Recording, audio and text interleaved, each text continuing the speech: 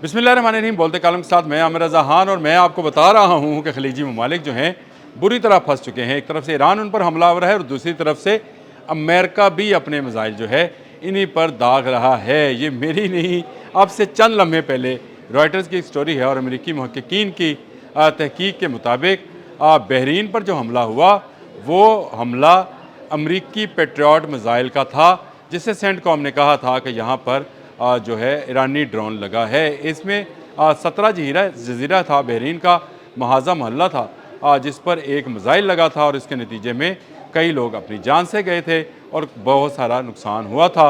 अब ये तहकीकी रिपोर्ट आज सामने आई है कि ये मिसाइल पेट्रियट मिसाइल था जो मिसगाइड होकर इस मोहल्ले पर गिरा, जिसको सेंटकॉम ने, जो कि सेंट्रल कमांड है अमेरिका का फ़ौजी कमांड सेंटर्स है, उसने ये बयान जारी किया था कि ये ईरानी ड्रोन है। अब आपको अंदाज़ा हुआ कि रामको पर, सऊदी अरब पर जो हमला हुआ था उसकी आयल फील्ड के ऊपर, ये भी ईरान ने नहीं किया था और ईरान इसकी तरदीद कर रहा है। डिएगो गार्सिया पर जो हमला हुआ वो भी ईरान ने नहीं किया। बरतानिया ने इस पर एहतजाज किया तो ईरान ने कहा हमने ये हमला नहीं किया है। तुर्की पर जो मिसाइल गिरे थे उस पर भी ईरान का उसी वक्त जवाब आया था कि हमने इस पर मिसाइल नहीं गिराए हैं। तो इसका मतलब ये हुआ कि ताक ताक कर अमेरिकन जो हैं ईरान के नाम पर इन ममालिक को डराने के लिए, अपने साथ शामिल करने के लिए या इनसे पैसा कमाने के लिए वो इन पर मिसाइल दाग रहा है। और पेट्रियट मिसाइल तो अपनी रास्ता भटक नहीं रहे हैं, उनको भटकाया जा रहा है। अब ये कहा जा रहा है कि ये फ्रेंडली फायर में इतने लोग मारे गए, तो बहरीन के लोगों को अब समझ आएगी कि वो दोनों तरफ से मार खा रहे हैं। उनका अपना इत्तेहादी अमेरिका भी उन पर मिसाइल बरसा रहा है और उसके बाद ईरान भी जवाबन उन्हीं पर मिसाइल गिरा रहा है। ये वो अमेरिका की हिकमत अमली है जिसका वो पैसा बनाना चाह रहा है, यानी जिसकी वो कमाई करना चाह रहा है। और अब कह रहा है कि जंग जारी रखनी है तो 5 ट्रिलियन होंगे और अगर जंग रोकनी है तो 2.5 ट्रिलियन दें ताकि मैं जो हूँ अपने अखराजात इससे पूरे कर सकूँ। डिएगो गार्सिया जो बरतानिया ने देने से इनकार किया था उस पर मिसाइल बरसाए। तुर्की जो नेटो रुकन मुल्क था उसने अगर इनकार किया कि वो अपनी फ़ौजी क़ुव्वत जो है या अपने फ़ौजी अड्डे जो हैं अमेरिका को ईरान के ख़िलाफ़ इस्तेमाल नहीं करने देगा, उस पर मिसाइल गिराए। सऊदी अरब ने कहा कि वो अपनी सरज़मीन इस्तेमाल नहीं होने देगा, तो उस पर मिसाइल गिराए गए।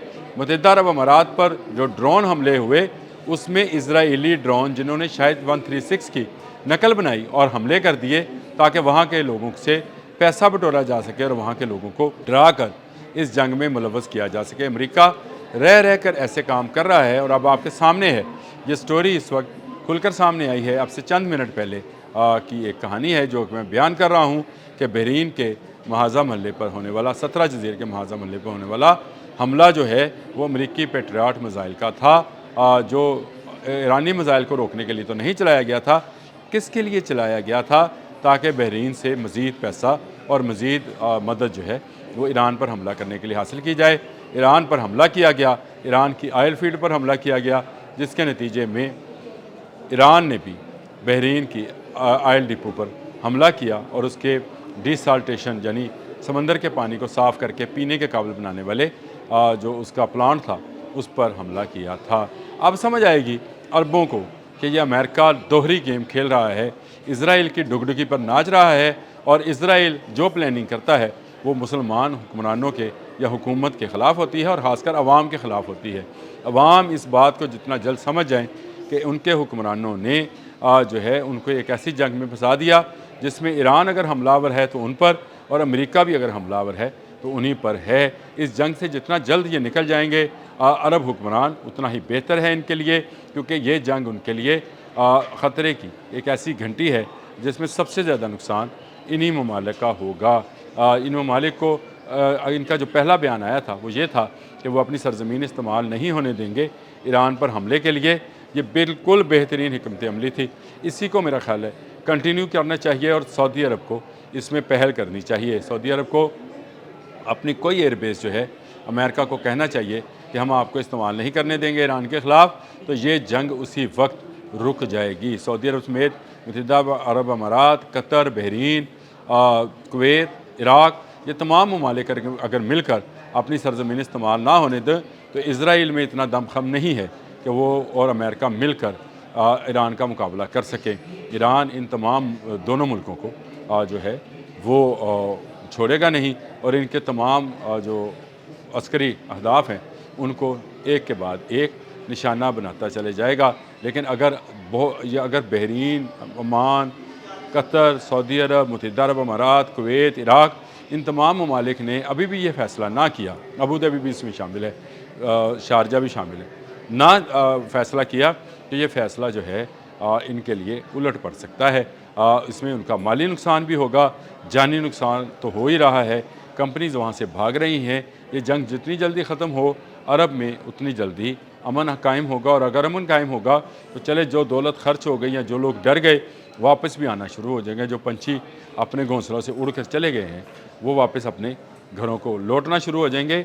नहीं, अगर ये जंग लंबी होती है, आज 23वां रोज़ है, 28 फरवरी को शुरू होने वाली जंग आज 22 मार्च तक 23 रोज़ मुकम्मल कर चुकी है, और इन 3 हफ्तों में सबसे ज़्यादा नुकसान जो है मैं ये समझता हूँ ईरान से भी ज़्यादा नुकसान जो है अरब ममालिक की साख को हुआ है, जिनकी हिफाजत का ज़िम्मा अमेरिका ने ले रखा था।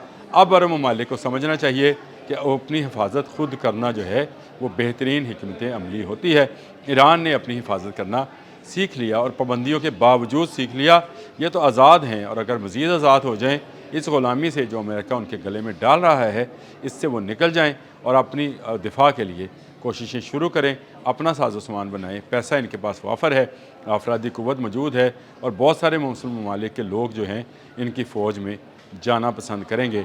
अगर ये इस तरह का काम करें, एक मुस्लिम फ़ौज बनाएं और एक मुस्लिम नेटो बन जाए, तो ये अपनी हिफाजत बेहतरीन अंदाज में कर सकते हैं। लेकिन अगर नहीं करेंगे तो इसी तरह से कभी इजरायली ड्रोन आकर ईरान के ड्रोन के नाम पर इनकी रामको पर गिरेगा, कभी इजरायली ड्रोन आकर दुबई की किसी इमारत को निशाना बनाएगा, और कभी अमेरिकन पेट्रियाट जो है इनके गली मोहल्लों में घुसकर तबाही मचाएगा और लोगों की जान लेगा। ख़तरनाक सूरत हाल थी। कुछ दिन पहले की ये स्टोरी थी, मैंने कहा मैं आपसे भी डिस्कस करूं। अखबारात और मीडिया में इस वक्त इस बात का चर्चा है कि आखिरकार अमरीकी महक़क़ीन मान गए कि उनका पेट्रियाट डी ट्रैक हुआ और वो बहरीन के एक मोहल्ले में जा लगा जिसमें लोगों की जान गई। अब मुझे बताएं कि क्या ईरान ज़िम्मेदार है इन ममालिक पर हमलावर होने का? ईरान हरगिज़ ज़िम्मेदार नहीं है। अमेरिका जहाँ जहाँ से हमला करता है ईरान वहीं पर जवाब देता है, और ये बिल्कुल एक नेचुरल रिएक्शन है जो ईरान दिखा रहा है। अगर मोहल्ले के किसी घर से आपके घर में ईंट आएगी तो आप उसी का जवाब उस घर में ईंट फेंक कर दे सकते हैं। ये नहीं हो सकता कि आपके घर में ईंट किसी और घर से आए और आप अपनी ईंट जो है किसी और घर पे दे मारें। ये कभी नहीं होता। जहाँ से हमला होता है जवाब भी वहीं पर दिया जाता है। अरब ममालिक के लिए ये अलार्मिंग है कि अब मान लिया गया कि पेट्रियाट मिसाइल लगा, और उसके नतीजे में 17 जजीरे के मोहल्ले में जो मिसाइल लगा था वो पेट्रियाट मिसाइल था। और अब ये कहा जा रहा है कि ये फ्रेंडली फायर है। ये वो फ्रेंडली फायर्स हैं जो अपने लोगों की ही जान ले रहे हैं और डरा रहे हैं। इसको कहा जा रहा था कि ईरानी ड्रोन हमला है, नहीं जनाब, ये मिसाइल हमला था जो आपकी जानिब से हुआ। अब सेंटकॉम जो है वही तस्लीम कर ले। अमेरिकी महक़क़ीन ने तो ये चीज़ साबित कर दी है। अब तक के लिए इतना ही। अल्लाह हाफिज़।